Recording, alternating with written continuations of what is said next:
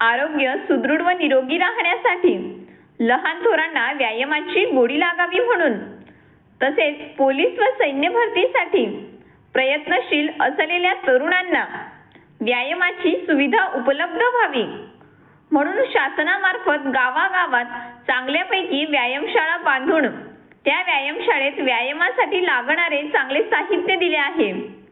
परंतु काही गावांमध्ये या व्यायामशाळेत गुरेढोरे बांधली जात आहेत, तर काही ठिकाणी जुगाराचे अड्डे सुरू आहेत. असाच काहीसा प्रकार पाचोरा तालुक्यातील कोल्हे गावात दिसून आला असून अंगणवाडी जवळ बांधण्यात आलेल्या व्यायामशाळेत चक्क गुरेढोरे बांधली जात आहेत.